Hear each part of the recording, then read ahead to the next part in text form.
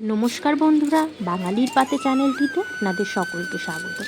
আশা করছি সকলে ভালো আছে, আমরাও খুব ভালো আছি। আজকে এই শীতের মরশুমের একটি বিশেষ সবজির রেসিপি নিয়ে আপনাদের কাছে হাজির হয়ে গেলাম। শীতের বাজারে ফুলকপি, বাঁধাকপির মতো আর একটা যে কপি পাওয়া যায় সেটা হচ্ছে ওলকপি।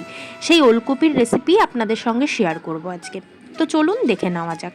প্রথমে ওলকপি আর আলুগুলোকে এরকমভাবে ডুমো ডুমো করে কেটে নিয়েছে। ওলকপির এই রান্নাটা মা আজকে বাটা মাছ দিয়ে রান্না করেছিল, তাই বাটা মাছগুলোকে প্রথমে নুন আর হলুদ দিয়ে ভালো করে ভেজে নেবে।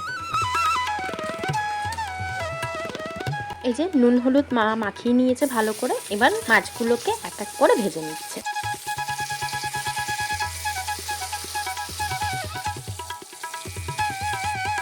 সবকটা মাছ ভালো করে ভেজে নিয়ে তুলে নিয়ে ওই মাছ ভাজার তেলের মধ্যে জিরে, শুকনো লঙ্কা, তেজপাতা আর রাঁধুনি ফোড়ন দিয়ে ফোড়নটা একটু ভাজা হয়ে গেলে আলু আর ওলকপিটা ছেড়ে দিতে হবে। এবার আলু আর ওলকপিটাকে ভালো করে লাল লাল করে ভেজে নিতে হবে। মা এখানে সবজিটাকে ভাজার সময় পরিমাণ মতো নুন অ্যাড করে দিয়েছিল। ওলকপি আর আলুটা ভালো করে লাল লাল করে ভাজা হয়ে গেছে। এরপরে মা পরিমাণ মতো জল দিয়ে দিচ্ছে। জল দেওয়ার পরে পরিমাণ মতো হলুদ আর 5-6টা চেরা কাঁচা লঙ্কা দিয়ে দিচ্ছে। যেহেতু মা ওলকপিটাকে ভাজার সময় মা নুন দিয়ে দিয়েছিল, তাই জল দেওয়ার পরে আর কোনো নুন মা দেয়নি। এবার ঝোলটাকে ভালো করে ফুটতে দিতে হবে। ওলটা বেশ সেদ্ধ হয়ে আসলে তখন মাছগুলো ছেড়ে দিতে হবে।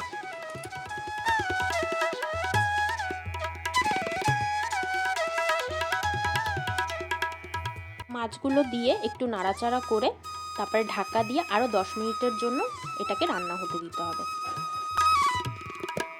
10 মিনিট পরে দেখবেন ঝোলটা বেশ এরকম গামাখা গামাখা হয়ে গেছে।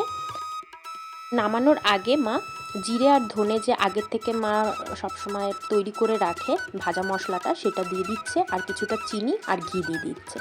এই তো রেডি আমাদের শীতকালের একটি বিশেষ সবজি, বাটা মাছ দিয়ে ওলকপির তরকারি। একদম সিম্পল ও ঘরোয়া। এই রেসিপিটি আপনাদের কেমন লাগলো অবশ্যই জানাবেন আর আমাদের চ্যানেলটিকে সাবস্ক্রাইব করে দেবেন। আজকের জন্য এইটুখানি, টাটা।